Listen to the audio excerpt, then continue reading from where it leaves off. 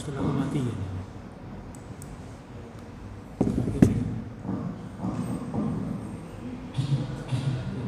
Udah pendek ini, cuma tak tulis dalil-dalilnya aja. Terus setelah ini tak. kematian. Ini berarti Terus setelah kematian.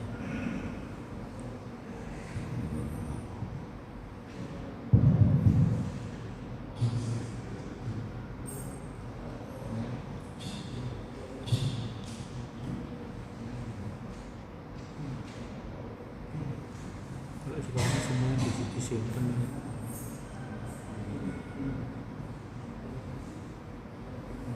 Itu bukan ya. cuman pendek itu yang menuliskan tulis dalil-dalil itu. Artinya setelah nggak cepat pun itu. Iya.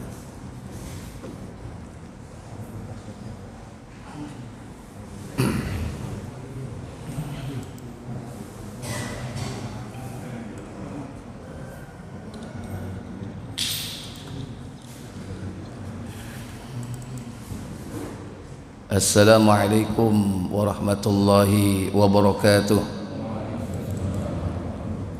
Innal hamdalillah nahmaduhu wa nasta'inuhu wa nastaghfiruh wa na'udzu billahi min sururi anfusina wa min sayyiati a'malina.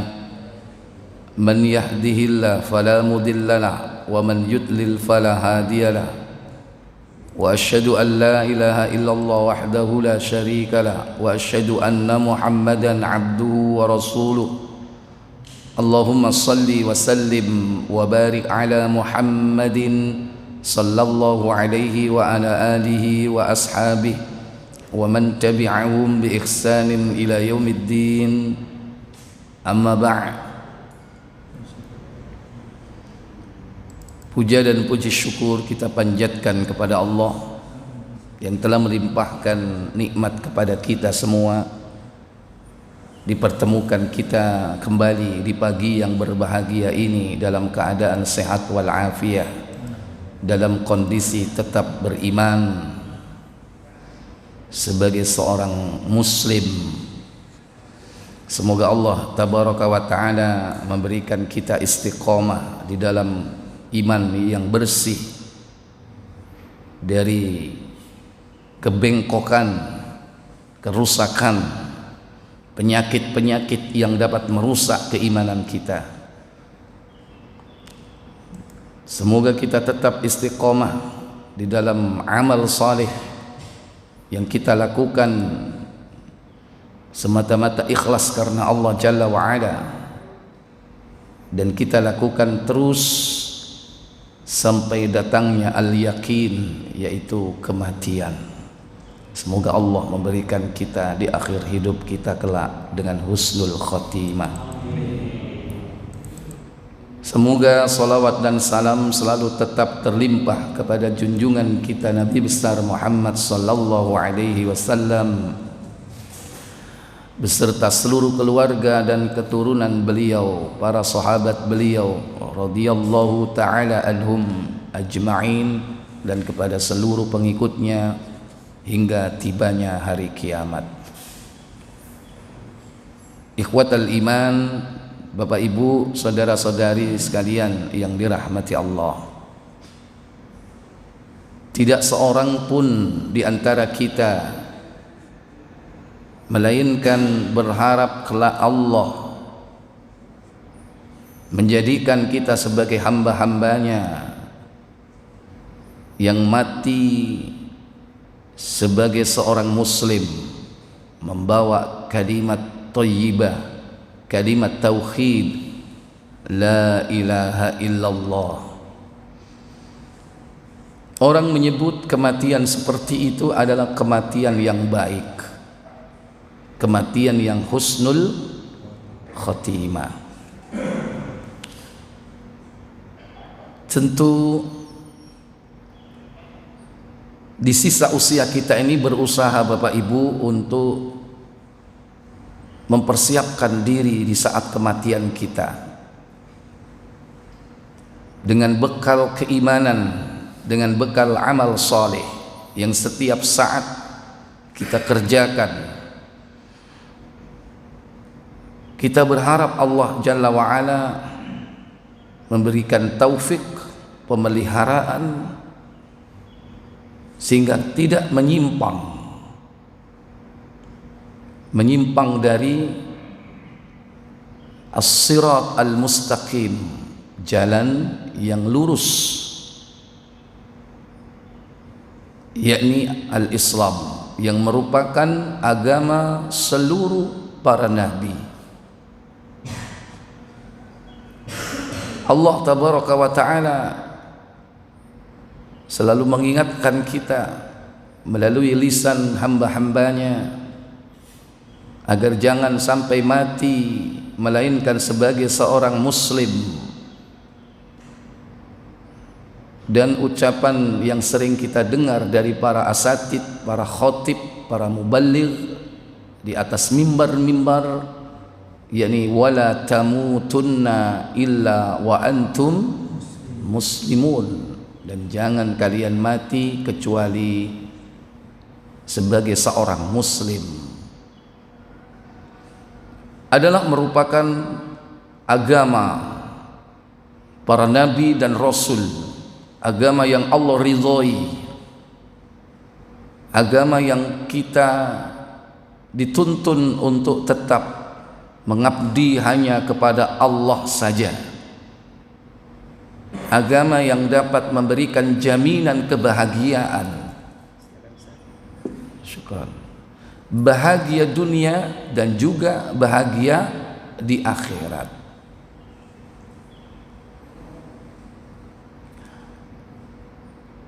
Nah, agar kita Bapak Ibu supaya tetap diberikan oleh Allah Jalla wa'ala,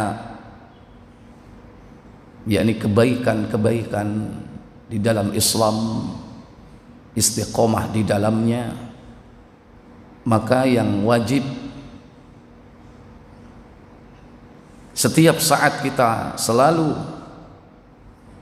menjaganya, yaitu dengan cara pertama, talabul ilm, menuntut ilmu, karena itulah yang dapat memelihara keimanan kita. Dengan menuntut ilmu kita mengenal yang hak dan yang batil. Dengan ilmu kita bisa mengetahui yang benar dan yang salah, yang baik dan yang buruk. Dengan ilmu kita mengetahui perbedaan antara tauhid dan syirik, antara sunnah dan bid'ah. Kita bisa mengetahui antara taat dan maksiat. Bahkan Allah akan meninggikan derajat orang-orang yang berilmu itu beberapa derajat. Itulah keutamaan ilmu. Allah Tabaraka wa ta'ala berfirman dalam surah Al-Mujadilah, surah yang ke-58 pada ayat yang ke-11 insyaallah, yarfa'illahu alladhina amanu minkum walladhina utul ilma darajat. Apa kata Allah Tabaraka wa ta'ala? Hai orang-orang beriman, apabila dikatakan kepadamu berlapang-lapanglah dalam majelis, maka lapangkanlah, niscaya Allah akan memberi kelapangan untukmu. Wa idzan suzu fansuzu. Lanjut. Dan apabila dikatakan berdirilah kamu, maka berdirilah, niscaya Allah akan meninggikan orang-orang yang beriman di antaramu, dan orang-orang yang diberi ilmu pengetahuan beberapa derajat. Iya. Dan Allah Maha mengetahui apa yang kamu kerjakan. Allah meninggikan orang-orang yang beriman dengan keimanan yang benar, iman yang bersih dari syirik, dari kufur, dari segala macam bentuk penyakit keimanan. Dan juga meninggikan derajat orang yang memiliki ilmu. Allah sebut antara ilmu dan iman berbanding lurus.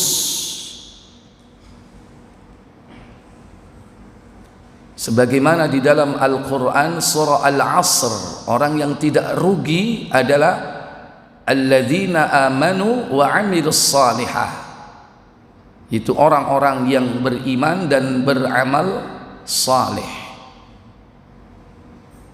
Syekh Muhammad bin Abdul Wahhab di dalam kitab beliau, yakni kitab At-Tauhid, beliau berdalil bahwa perjalanan manusia itu harus diawali dengan ilmu, selanjutnya kemudian amal, selanjutnya kemudian dakwah, dan yang keempat yakni as-sabru, sabar. Beliau berdalil dengan surah Al-Asr, alladzina amanu wa amilus salihah. Padahal yang disampaikan di situ adalah iman, tapi dalam surah Al-Asr, yang disampaikan dalam teori beliau di situ adalah ilmu, amal, dakwah dan sabar. Tapi diawali dalam surah Al-Asr dengan iman.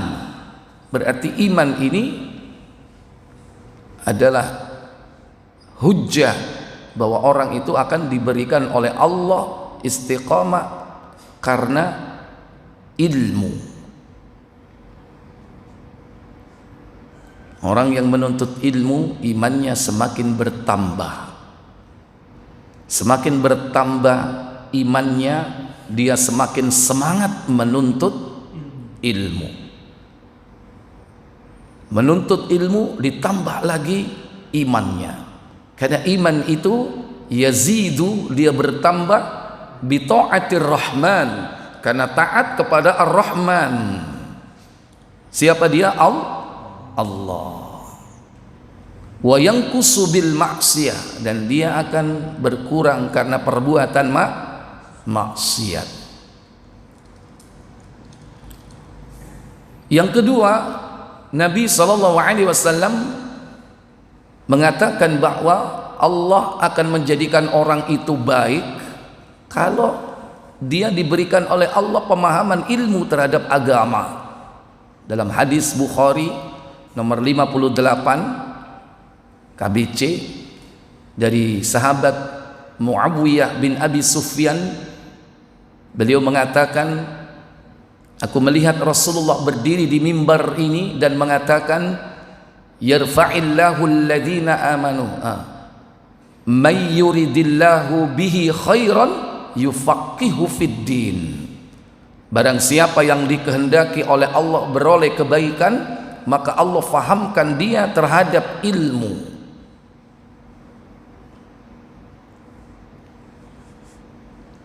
Ini yang pertama. Yang kedua, yaitu setelah kita menuntut ilmu, mendapatkan ilmu, maka wajib bagi kita untuk mengamalkannya. Sifat dari mengamalkan ilmu itu harus bersegera, tidak boleh ditunda. Karena Nabi SAW bersabda di dalam hadis At-Tirmidzi di nomor 2195,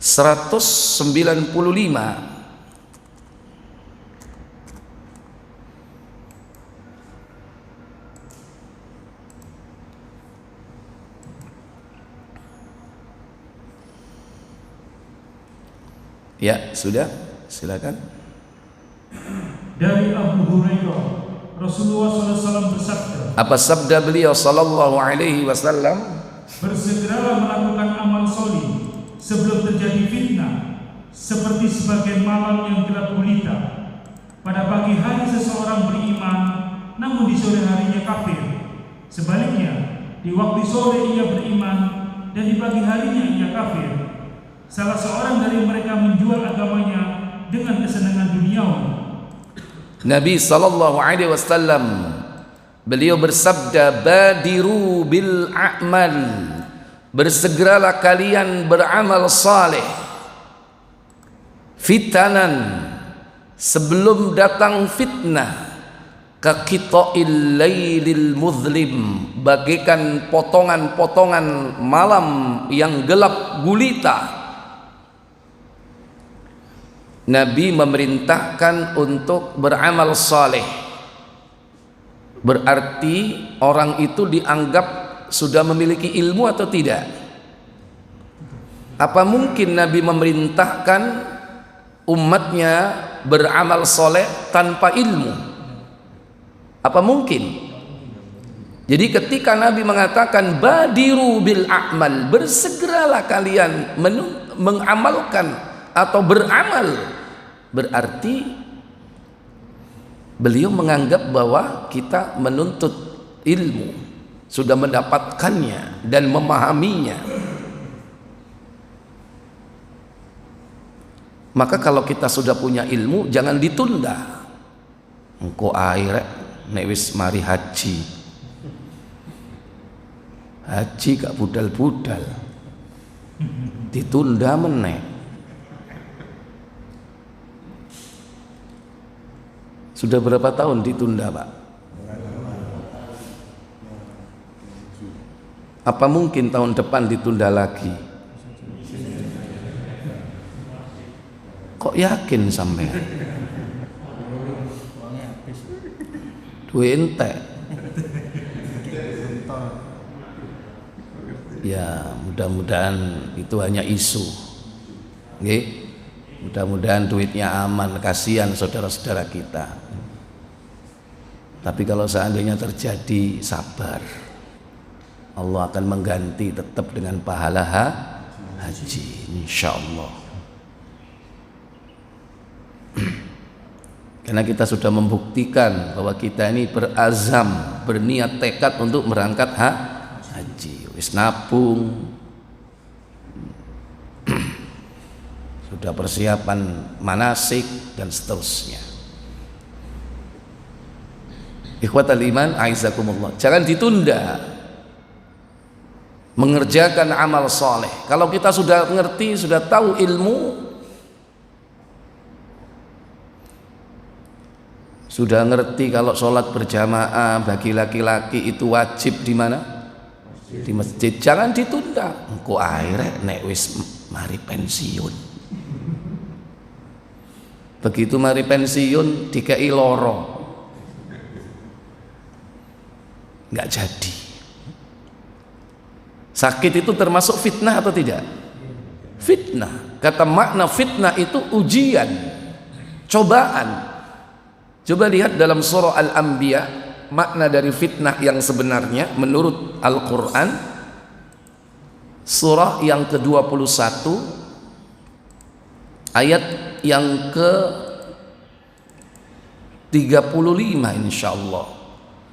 Kullu nafsin dha'iqatul maut wa nabluukum bisyarri wal khairi fitnah wa ilaina turja'un. Apa kata Allah Jalla wa Ala?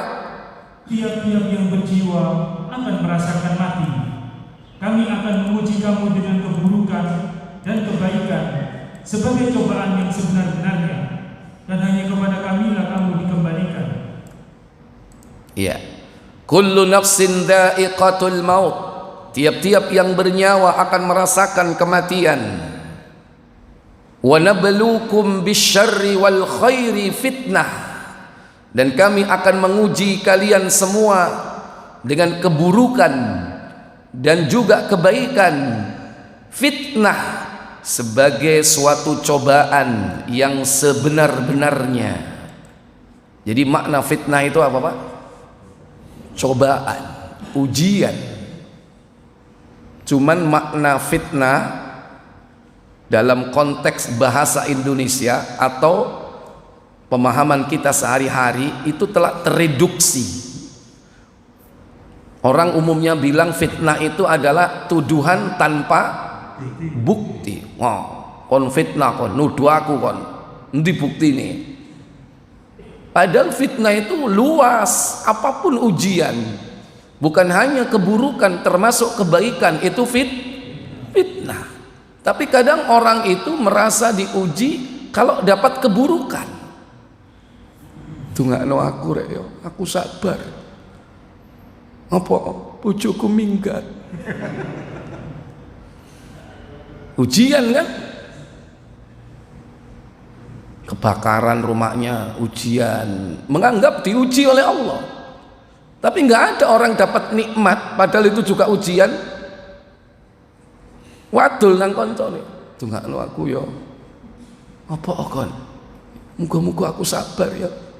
Apa? Aku ingin mari tuku omah anyar. Ada nggak orang yang seperti itu? Nggak ada.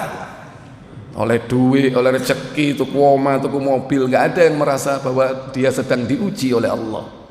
Padahal Allah dalam ayat ini katakan wa nabluukum, dan kami akan menguji kalian bisyarri, dengan keburukan, wal khairi, juga dengan kebaikan, fitnah sebagai suatu cobaan yang sebenar-benarnya. Wa ilaina turja'un, dan hanya kepada kamilah kalian akan kembali. Kalau Nabi tadi mengatakan badiru bil a'mal, bersegeralah kalian beramal saleh, fitanan, sebelum datang fitnah, sebelum datang cobaan yang baik ataupun yang buruk.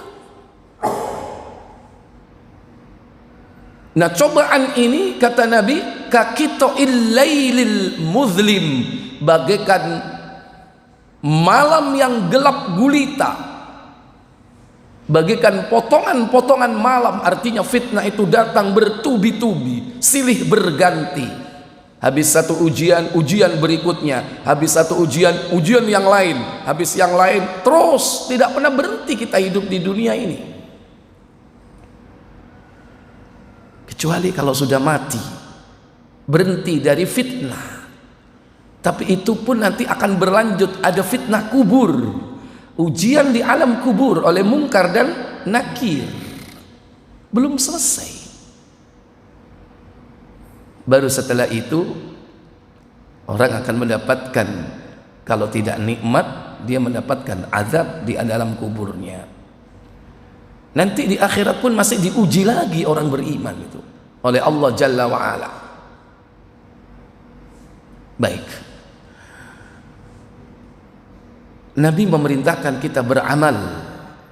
Tujuannya pertama, bahwa seorang itu harus memiliki jam terbang dalam beramal soleh, harus mencuri start. Karena orang itu butuh ketabahan, keteguhan. Dengan amal soleh itu semakin bertambah imannya, semakin tebal dan semakin teguh imannya. Karena iman itu bertambah dengan amal soleh. Kalau dia semakin banyak menumpuk amal soleh, semakin tebal imannya.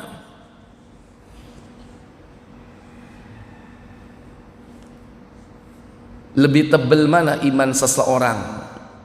Perempuan misalnya, dia berjilbab sejak kecil, sudah terbiasa dengan jilbab, menghadapi situasi dan kondisi dan sikap-sikap dari manusia ketika menghadapi jilbab, yang diledek, yang dibuli, bahkan diintimidasi.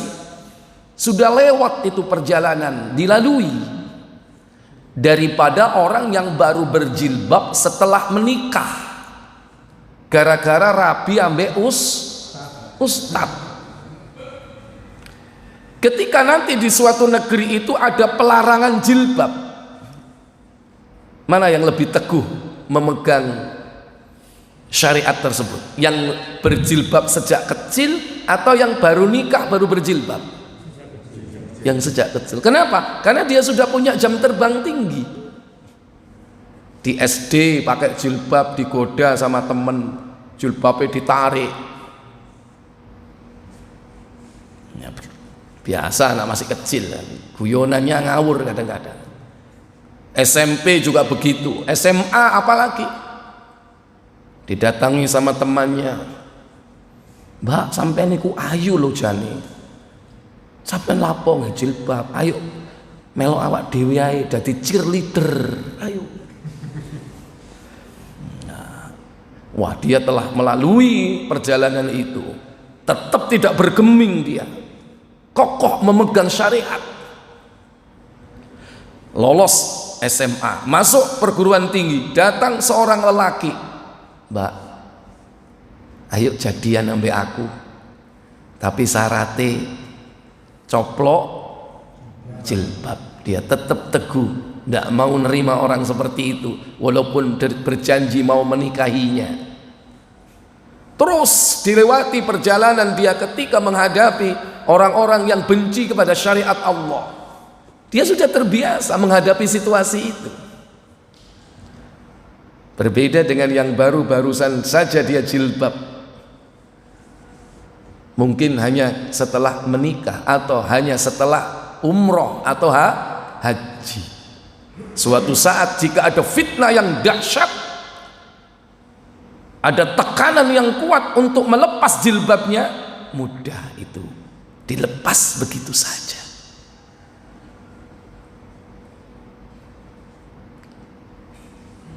Dari jilbab gara-gara kawin ambek ustaz. Begitu pegatan, ya apa kira-kira? Hah? Jilbabnya di apa lah? Coplok, balik asal. Naudzubillah. Nah, ini contoh maksud saya Bapak Ibu, kenapa Nabi memerintahkan untuk bersegera beramal setelah kita menuntut ilmu, kalau sudah punya ilmu, supaya kita ini memiliki jam terbang yang tinggi di dalam beramal. Ilmu itu jangan dikoleksi saja, tapi segera diamalkan. Jangan ditunda beramal itu. Kalau sudah mengerti ini sunnah, kerjakan. Kalau ini sudah tahu makruh, tinggalkan. Bukan hanya haram, termasuk yang makruh, tinggalkan. Karena itulah para salafus saleh. Salafus saleh itu tidak membedakan antara haram dan makruh, antara wajib dan sunnah. Asal itu perintah dari Nabi, dikerjakan. Asalkan itu larangan dari Nabi, ditinggalkan, jauh-jauhi.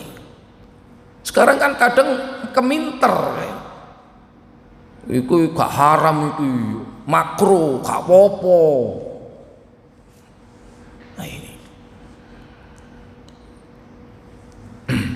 karena dengan mengamalkan yang sunnah, meninggalkan yang makruh, semakin dipertebal iman kita nanti, ditambah keimanan kita, semakin bertambah kekuatan dari keimanan itu, sehingga ketika terjadi fitnah yang begitu dahsyat menerpa kehidupannya, dia tetap kuat, kokoh, teguh, istiqomah. Kalau tidak, maka apa yang terjadi? Yusbihur rajul mu'min wa yumsiya kafir. Di pagi hari dia beriman, namun di sore hari dia berubah kafir. Sebaliknya, wa yumsiyar rajul mu'min wa yusbihu kafir. Di waktu sore dia beriman, di pagi harinya dia menjadi kafir. Di pagi hari dia beriman, isu-isu sopo masjid, bareng bengine sopo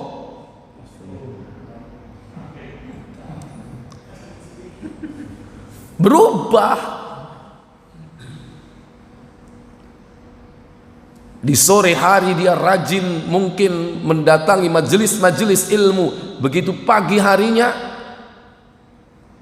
dia datangi majelis-majelis kemaksiatan. Naudzubillah. Kenapa seperti itu terjadi? Begitu mudahnya berubah, dan perubahan ini drastis, Pak. Nabi mengatakan, yabi'u dinahu, yabi'u ahadukum dinahu bi'aradin minad dunya. Nanti salah seorang di antara kalian ada yang menjual agamanya dengan dunia yang murah harganya. Banyak enggak ada orang punya ilmu agama tapi menyimpang, sesat, ada nggak? Agamanya Masya Allah Pak, kalau ilmu jangan ditanya Pak, gelarnya Masya Allah, bahkan sampai profesor, doktor di bidang ilmu agama, tapi kadang perbuatannya menyimpang. Kalaupun dia ditokohkan sebagai seorang ulama, kadang fatwa-fatwanya menyimpang. Yang halal diharamkan, yang haram dihalalkan. Ada nggak yang kayak gitu Pak? Ilmu agamanya luar biasa, tapi membawa faham liberal. Ada nggak? Ilmu agamanya luar biasa, tapi justru dia membenci sahabat. Ada nggak? Ada. Maka tidak jaminan orang itu memiliki ilmu yang tinggi dalam urusan agama, dia menjadi orang yang soleh. Tidak ada jaminan. Berarti dia ilmuwan karena dia memiliki ilmu agama, tapi bukan agamawan, hanya sekedar mengetahui, tidak diaplikasikan ilmunya dalam hidup sehari-hari. Mungkin hanya pada tataran kognitif, tapi tidak sampai kepada afektif dan psikomotorik. Karena apa yang diketahui itu tidak membawa dampak di dalam perilaku hidupnya sehari-hari. Itulah kenapa kita minta kepada Allah Jalla wa'ala setiap pagi itu bukan hanya sekedar ilmu, tapi ilmu yang bermanfaat. Allahumma inni as'aluka ilman nafi'ah. Berapa banyak orang diberikan ilmu tapi tidak bermanfaat ilmunya untuk dirinya sendiri, tidak menuntun dia kepada jalan yang hak, yang benar. Bahkan kita berlindung kepada Allah dari ilmu yang tidak bermanfaat. Dua sisi kita minta. Allahumma inni as'aluka ilman nafi'ah, minta supaya ilmu kita bermanfaat. Di doa yang lain Nabi mengajarkan, Allahumma inni a'udzubika min ilmin la yanfa'. Wahai Allah, aku berlindung kepada Engkau dari ilmu yang tidak bermanfaat. Dua sisi kita minta.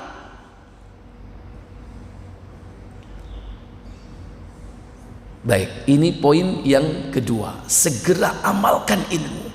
Ilmu jangan hanya dikoleksi, ngaji rono rene. Oh, iku nek iki pengajian iku wis tahu aku iki. 10 tahun yang lalu wis soleh aku ilmu iki. Terus wis mau amalno, dorong. Jangan hanya dikoleksi, taklim sana, taklim sini, catatannya Masya Allah, ya kan? Tapi tidak diamalkan.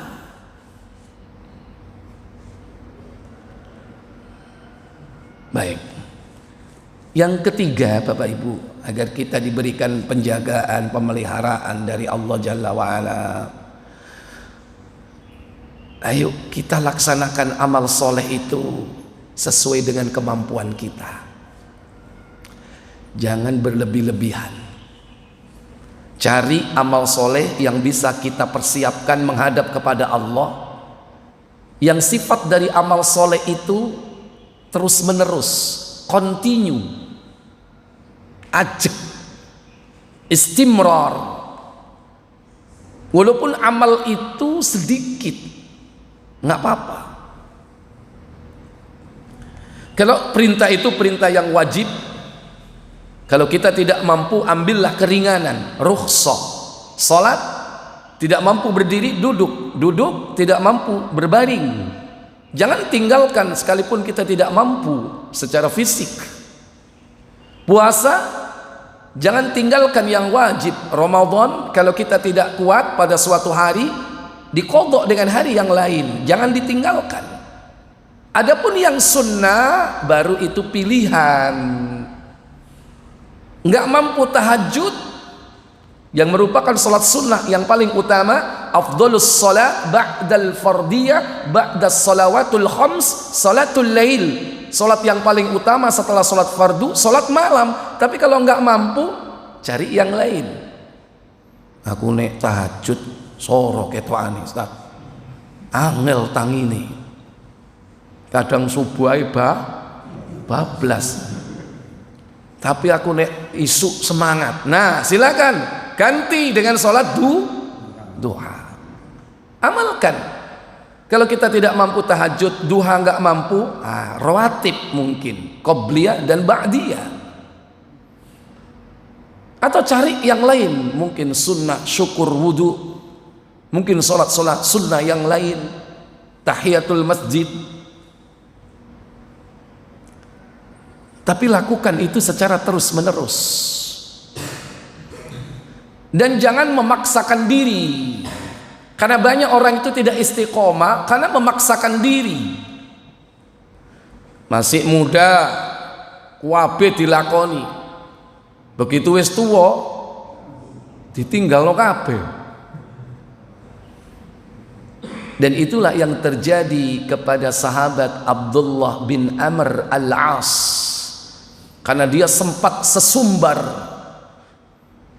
Aku akan sholat malam setiap malam, tidak akan pernah tidur. Dan aku puasa setiap hari, tidak akan pernah berbuka. Ucapan ini terdengar Nabi SAW. Dipanggil dia. Benar kau ucapkan seperti itu? Benar wahai Rasul. Kata Rasulullah, kau tidak akan mampu.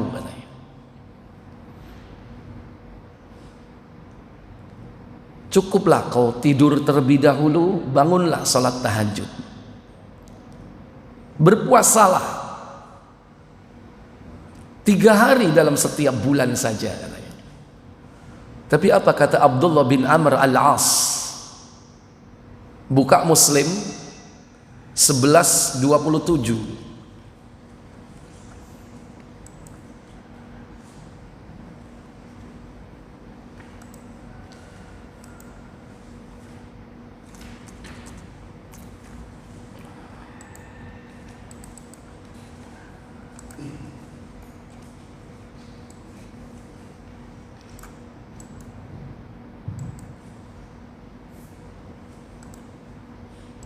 Silakan. Dari Abdullah bin Amr bin As radhiyallahu anhuma, katanya dia dilaporkan orang kepada Rasulullah SAW bahwa dia pernah berkata, sesungguhnya aku akan sholat sepanjang malam dan puasa setiap hari selama hidupku. Ono sing wadul nang Kanjeng Nabi. Gara-gara dia ngomong kayak ngono, diwadul nang Kanjeng Nabi. Sampai kepada Rasulullah berita itu. Dipanggil Abdullah bin Amr al-As. Kemudian apa kata dia? Sungguh aku akan salat sepanjang malam dan puasa setiap hari selama hidupku. Apa kata Rasulullah? Lalu Rasulullah SAW bertanya kepadaku, betulkah engkau berkata demikian? Jawabku, benar ya Rasulullah. Maka bersabda Rasulullah SAW, engkau tidak akan sanggup melakukannya. Kon gak kira kuat, gak akan sanggup kau mengerjakan itu. Nabi memberikan solusi. Apa kata beliau? Puasalah 1 hari, besok jangan. Tidurlah lebih dahulu sebelum sholat malam. Sesudah itu baru bangun. Kemudian? Dan puasalah 3 hari dalam sebulan. Karena tiap-tiap satu kebajikan akan diberikan ganjaran 10 ganda. Nabi menyarankan untuk puasa cukup berapa? 3 hari saja di setiap bulan. Kalau ditempatkan di tengah bulan, namanya ayyamul bid, puasa hari-hari putih. Kalau tidak ditempatkan di tengah bulan, pokoknya saulan ping telu, terserah, bebas. Kenapa? Setiap amal itu dilipat gandakan 10. Berarti 3 hari dalam setiap bulan berapa? 30 kali 12 berapa? 360, sama dengan jumlah hari dalam setahun. Itulah kenapa Nabi mengatakan kana lahu kasaumid dahr, maka baginya seperti puasa setahun atau sepanjang tahun. Dan itulah contoh, apa kata Nabi? Dan itulah contoh puasa sepanjang masa. Tapi apa jawab Abdullah bin As? Jawab Abdullah, sesungguhnya aku sanggup lebih dari itu. Inni utiku an afdhala dzalika ya Rasulullah. Aku sanggup lebih dari itu wahai Rasulullah. Nabi memberikan solusi alternatif. Apa kata beliau?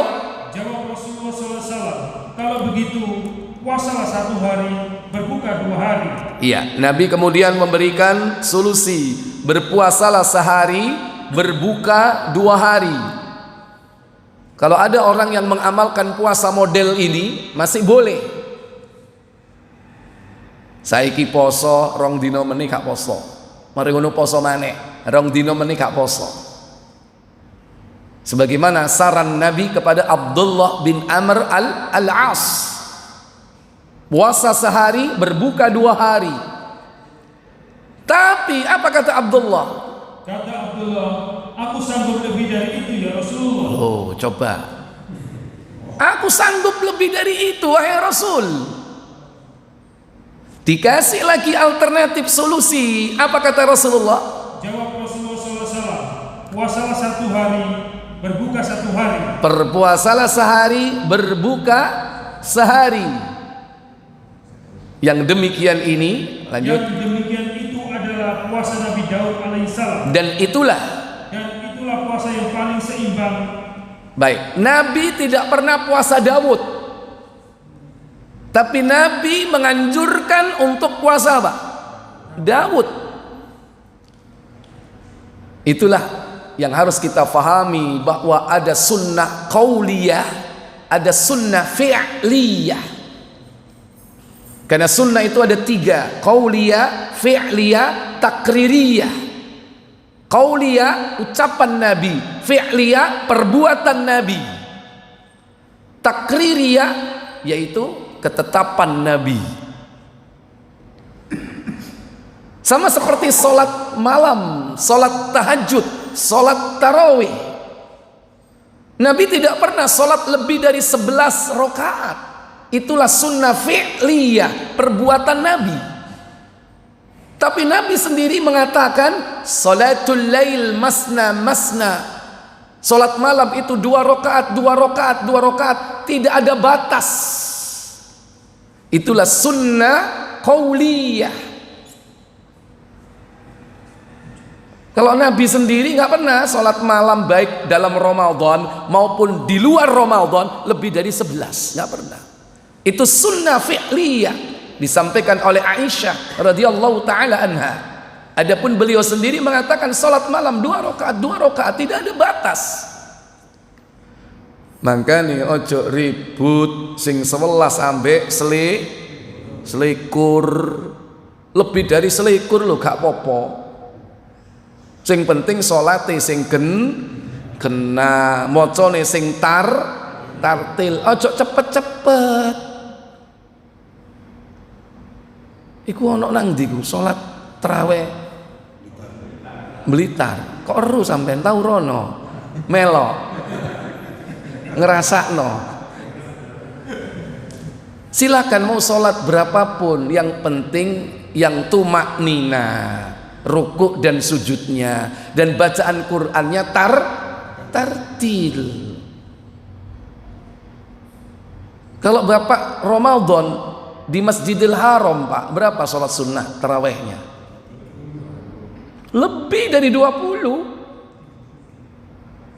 Apalagi 10 hari terakhir, itu setelah Isya biasanya 2 rakaat sebanyak 10 kali. 2 rakaat 5 kali, 1 imam, kemudian ganti imam 2 rakaat 5 kali.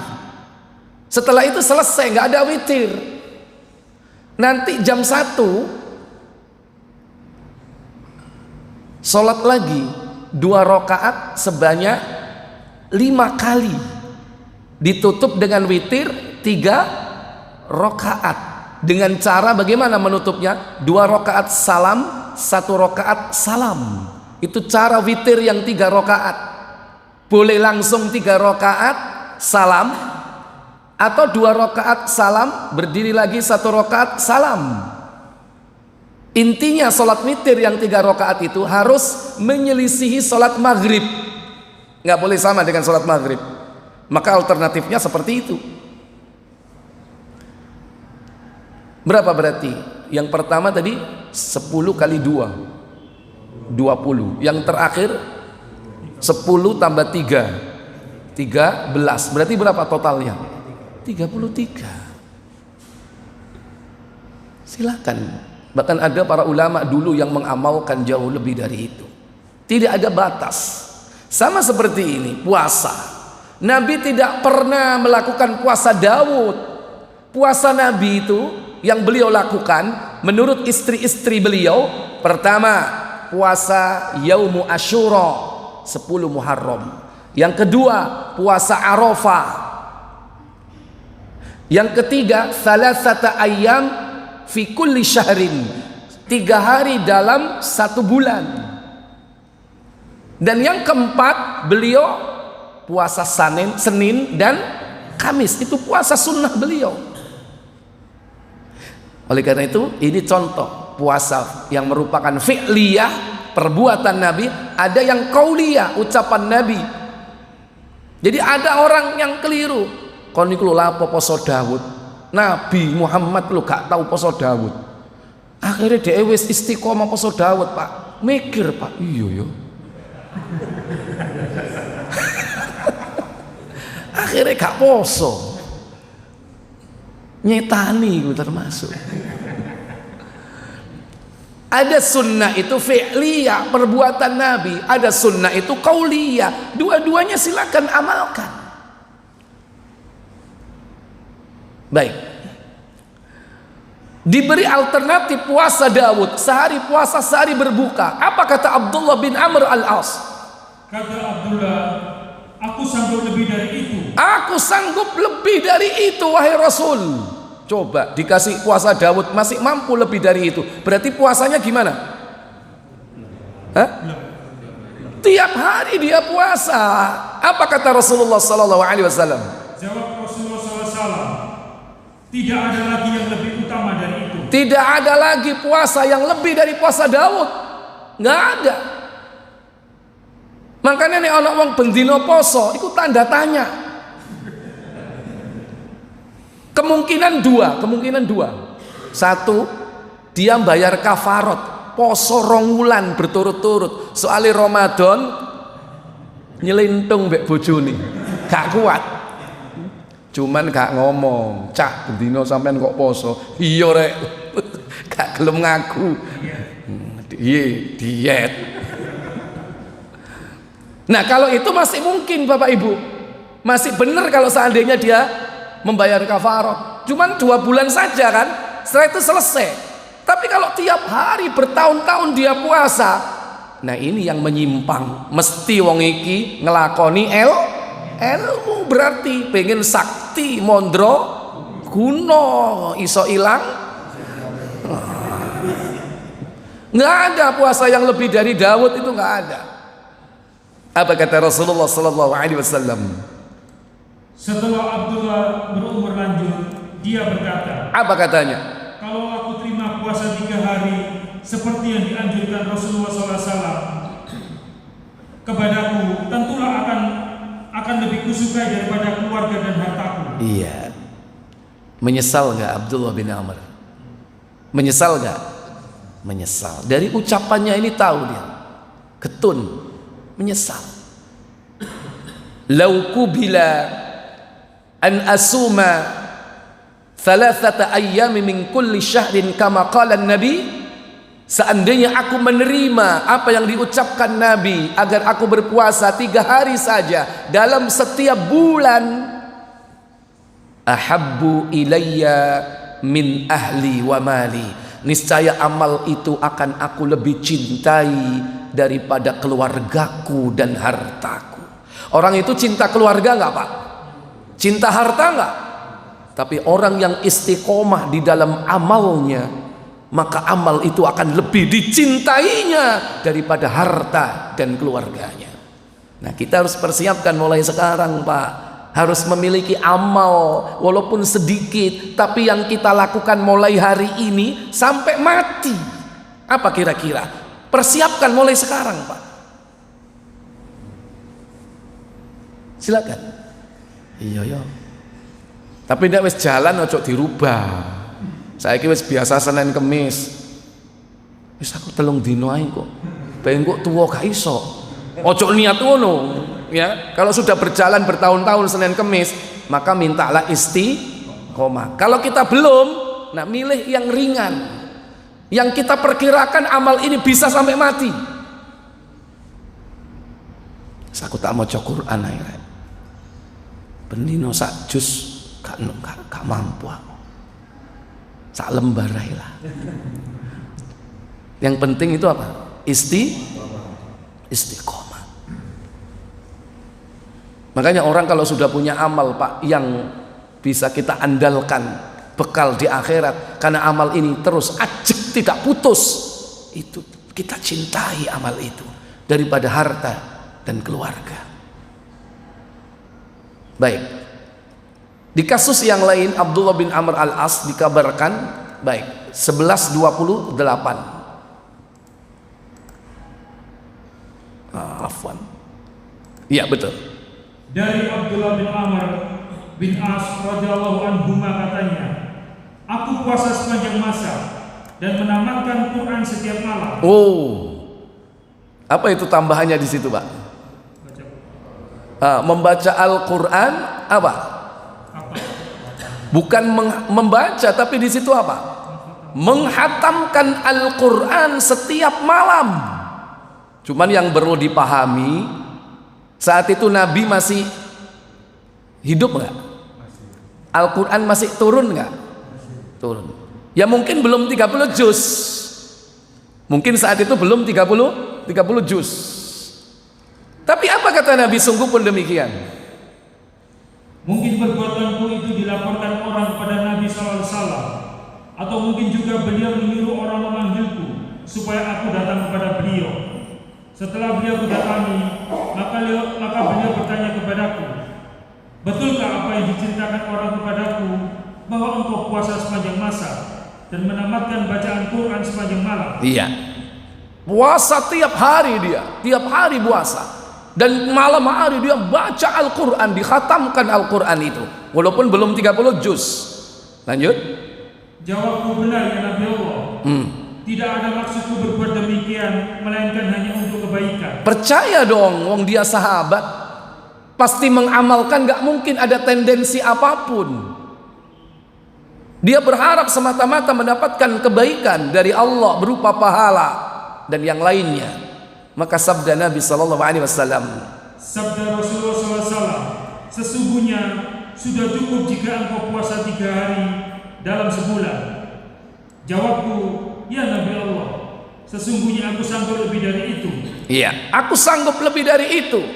Apa kata Nabi? Sabda beliau, engkau punya kewajiban terhadap istrimu, terhadap tamu-tamumu, terhadap dirimu sendiri. Iya. Kita punya kewajiban kepada tamu kita, istri kita. Aja bendina poso nek bojomu boto. Ngeluh kok ndase. Juga tamu kita, boto diapain kalau ada tamu, Pak? Dijamu, dihormati dengan cara menjamunya. Masa tego ono tamu kene tetep poso. Monggo didahar diunjuk. Lho jenengan kula poso. Kira-kira tamune mangan tego enggak? Sungkan mek ngeleki dutok. Ya, engko paling tamune mlebu baru didemok. Makanya kita ini harus ikramud dhaif, memuliakan tamu. Jangan dibiarkan dia makan sendiri, supaya dia itu makannya dengan enak. Nah, kita ikut makan. Sekadung poso Ustaz, batalkan. Karena itu puasa sunnah, menghormati tamu wajib. Kau punya kewajiban terhadap tamumu, bahkan dirimu sendiri. Ojo poso bendino awakmu sampai gak Kok mari ngono loro, ya. Karena itu apa kata Nabi? Karena itu puasa seperti puasa Nabi Daud alaihissalam. Kenapa? Karena beliau adalah orang yang paling taat beribadah. Iya Nabi Allah, jawabku. Jawabku, ya Nabi Allah. Bagaimana puasa Daud? Bagaimana puasa Nabi Daud itu? Jawab beliau, dia puasa sehari dan berbuka sehari. Dan sabda beliau selanjutnya, dan tamatkanlah Quran sekali sebulan. Nah, ini standar Pak. Standar seorang muslim itu khatamkan Al-Quran setiap bulan. Berarti satu hari berapa juz? Makanya ada istilah odoj, one day one juz. Mungkin dasarnya hadis ini. Karena Nabi mengatakan khatamkan Al-Quran sebulan sekali. Satu hari satu juz. Sakit napa mboten, Pak? Halo. Ustaz, isok nek prei, Ustaz. Tapi apa kata Abdullah bin Amr al-As? Jawabku, ya Nabi Allah, aku sanggup lebih dari itu. Sabda beliau, tamatkanlah 20 hari sekali. Nah, ini alternatif. Kalau memang kau sanggup, ya khatamkan 20 hari sekali. Berarti satu hari berapa, Pak? 1,5 juz. Apa kata Abdullah? Jawabku, ya Nabi Allah, aku sanggup lebih dari itu. Baik. Apa saran beliau? Sabda beliau, tamatkanlah 10 hari sekali. 10 hari sekali. Satu hari berapa juz? 3 juz. Apa kata Abdullah? Jawabku, aku sanggup lebih dari itu. Sabda beliau, tamatkanlah sekali sepekan dan jangan lebih dari itu. Iya, khatamkan sekali sepekan. Ini standar maksimal bagi orang yang memang punya kewajiban kepada anak-anaknya, istrinya dalam mencari maisha. Ini maksimal, ini mentok. Kecuali kalau kita tidak memiliki kewajiban untuk mencari nafkah. Hidupnya memang untuk Al-Quran. Makanya kadang ada para ulama di kalangan ulama mazhab atau pengikut mazhab, mereka ada yang menghatamkan Al-Quran dalam sehari karena memang hidupnya untuk itu. Ada yang 3 hari. Tapi standar yang diucapkan Nabi mentok berapa? 1 pekan sekali. Berarti berapa per hari, Pak? Mbok bingung ngitungnya. Ya, pokoknya sepekan, tiap Jumat selesai. Mungkin barangkali begitu. Tapi terserah. Jangan kurang dari itu maksudnya, bukan lebih dari itu. Jangan kurang dari itu.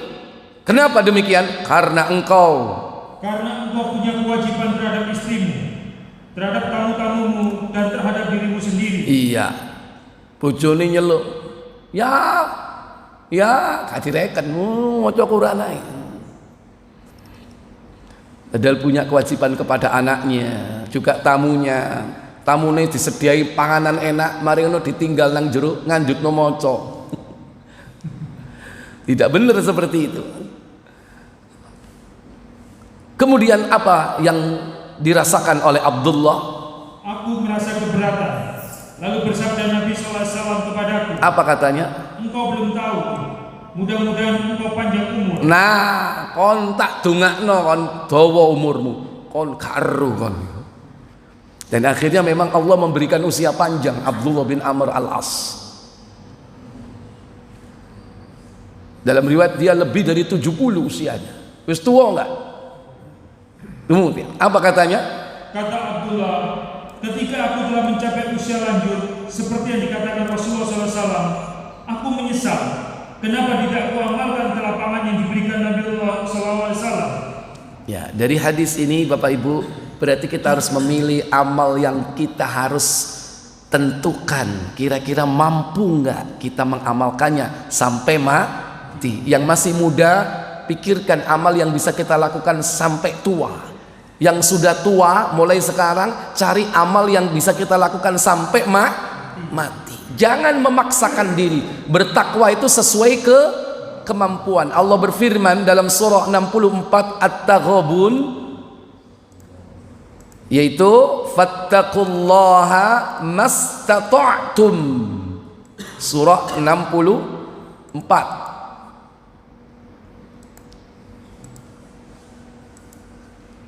Silakan, apa kata Allah Jalla wa Ala? Fattaqullaha mastata'tum wasma'u wa ati'u wa anfiqu khairan li anfusikum wa man yuqa suhha nafsi fa ulaika humul muflihun. Apa kata Allah? Maka bertakwalah kamu kepada Allah menurut kesanggupanmu, dan dengarlah serta taatlah, dan nafkahkanlah nafkah yang baik untuk dirimu. Dan barang siapa yang dipelihara dari kepikiran dirinya, maka mereka itulah orang-orang yang beruntung. Iya, baik. Yang keempat, yang terakhir, berdoalah kepada Allah, minta supaya kita ini diberikan keteguhan iman dan amal. Dan iman amal itu, keteguhan terhadap iman dan amal itu sumbernya adalah hati. Sementara hati kita ini gampang berubah, bolak-balik. Namanya muqallib, itu zat yang membolak-balikkan hati. Qalbun itu artinya bolak-balik. Sehingga jangan sampai kita ini berubah hanya karena hati kita ini mudah dipermainkan oleh syaitan. Nah, kita minta keteguhan dari Allah Jalla wa'ala. Di antara doa yang perlu kita baca dalam surah Ali Imran, yaitu ayat yang ke-8 insyaallah. Rabbana la tuzigh qulubana ba'da idh hadaitana wa hab lana min ladunka rahmah innaka antal wahhab. Apa kata Allah? Mereka berdoa, ya Rabb kami, janganlah Engkau jadikan hati kami condong kepada kesesatan sesudah Engkau beri petunjuk kepada kami, dan karuniakanlah kepada kami rahmat dari sisi Engkau, karena sesungguhnya Engkaulah Maha Pemberi karunia. Baik. Rabbana, wahai Rabb kami, la tuzigh qulubana, jangan kau jadikan hati kami condong kepada kesesatan. Ba'da idh hadaitana, sesudah Engkau beri petunjuk kepada kami. Setelah kita diberi petunjuk dengan agama ini, jangan sampai berubah. Ini doanya yang harus dibaca. Baik, yang kedua, doa yang diajarkan Nabi kepada kita dalam Sahih Muslim. Coba dibuka Muslim 2278 insyaallah.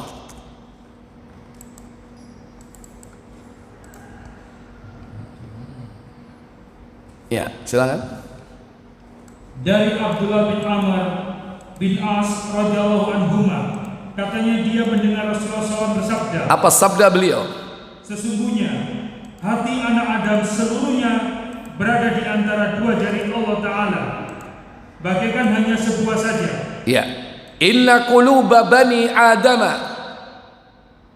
ala isba'aini min asabi'ir rahman. Sesungguhnya hati anak Adam itu seluruhnya terletak di antara dua jari Allah. Ka qalbin wahidin, seperti atau bagaikan hanya sebuah hati saja. Dan Allah, apa kata Nabi? Allah Ta'ala sanggup menggerakkannya bagaikan menurut kehendaknya. Wa haitsu syaa Allah, dan Allah sanggup menggerakkan, yusarrifuhu kaifa yasha, Allah sanggup menggerakkan dengan cara apapun sesuai dengan kehendaknya. Bebas Allah kalau mau menggerakkan hati manusia. Oleh karena itu Nabi bersabda dan berdoa. Apa kata beliau? Lalu Rasulullah SAW berdoa, Allahumma musarrifal qulub, sarrif qulubana ala ta'atika. Iya. Wahai Allah yang menggerakkan seluruh hati, gerakkan hati kami untuk taat kepadamu. Istiwa coba turun. Halo. Allahumma, ayo bersama. Musarrifal qulubi, sarrif qulubana ala ta'atik. Tonya panjang, ala ta'atika. Ya, diulang. Allahumma musarrifal qulubi, sarrif qulubana ala ta'atika. Ya, sering dibaca. Yang ketiga, doa yang dibaca oleh Nabi sallallahu alaihi wasallam dan sering beliau membaca doa itu dalam Sahih At-Tirmidzi di nomor 2140.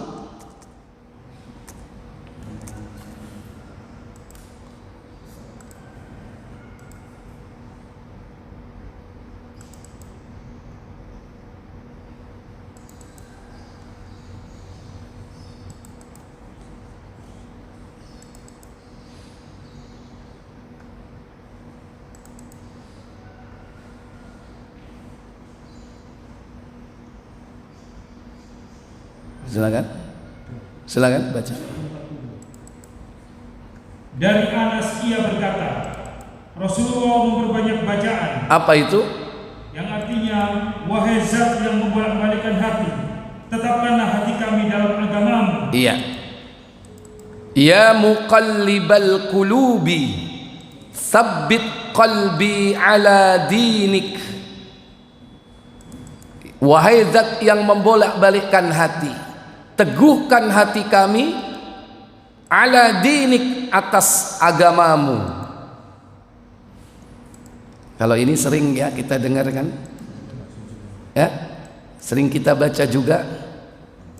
Ya muqallibal qulub, wahai Zat yang membolak-balikkan hati, sabbit qalbi ala dinik, teguhkan hati kami dalam agamamu. Ya muqallibal qulubi, ayo bersama. Sabbit qalbi ala dinik. Ya muqallibal qulubi, sabbit qalbi ala dinik. Yang terakhir, doa yang diajarkan Nabi kepada sahabat Mu'ad bin Jabal. Ini terdapat di dalam Sahih Abu Dawud nomor 1522.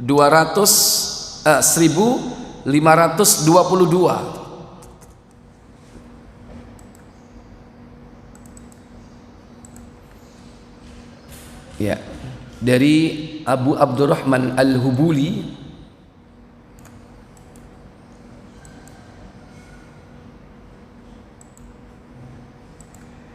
Dari Abu Abdurrahman Al-Hubuli, dari As-Sunabihi, dari Mu'adz bin Jabal, bahwasanya Rasulullah SAW pernah menggenggam tangannya lalu bersabda. Apa sabda beliau sallallahu alaihi wasallam? Wahai Mu'adz, demi Allah, sungguh aku mencintaimu. Iya, kalau Rasul mengucapkan aku cinta kepadamu, bukankah itu sahabat yang hebat? Rasul sampai mengucapkan cinta kepadanya. Wallahi, kata Rasulullah, demi Allah, la uhibbuk, sungguh aku mencintaimu. Disebutkan di sini berapa kali diucapkan oleh Nabi? 2 kali diucapkan oleh Nabi. Beliau bersabda, lanjut. Demi Allah, sungguh aku mencintaimu. Beliau bersabda, aku amanatkan kepadamu, wahai Mu'adz, jangan sekali-sekali setiap selesai sholat kamu tidak mengucapkan. Apa itu? Allahumma a'ini ala zikrika wa syukrika wa husni ibadatika. Iya, yang artinya, wahai Allah, berilah aku pertolongan mengingatmu, bersyukur dan menyempurnakan ibadah kepadamu. Iya, insyaallah doa ini juga Bapak Ibu sering baca ya. Dan ini salah satu doa agar kita diberi keteguhan iman. Allahumma a'inni ala dzikrika wa syukrika wa husni ibadatik. Wahai Allah, beri aku pertolongan agar selalu mengingatmu, bersyukur kepadamu, dan memperbaiki amal ibadah kepadamu. Kalau orang itu bersyukur kepada Allah, senantiasa mengingat Allah dan memperbaiki amal ibadah kepada Allah, itulah istiqomah, teguh untuk meraih akhir yang baik. Maka minta kepada Allah Jalla wa'ala keteguhan iman. Di antara doa-doanya sebagaimana yang tadi disebutkan di dalam Al-Quran dan juga di dalam As-Sunnah. Semoga Allah Jalla wa'ala memudahkan kita untuk mengamalkannya. Saya pikir cukup. Kalau ada pertanyaan boleh saya beri kesempatan 2 penanya saja. Silakan.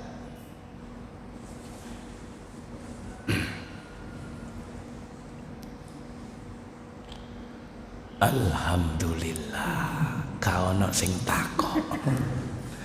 Baik, kita tutup saja dengan kafarat majelis. Subhanakallahumma wa bihamdik, asyhadu an la ilaha illa anta, astaghfiruka wa atubu ilaik. Wassalamualaikum warahmatullahi wabarakatuh.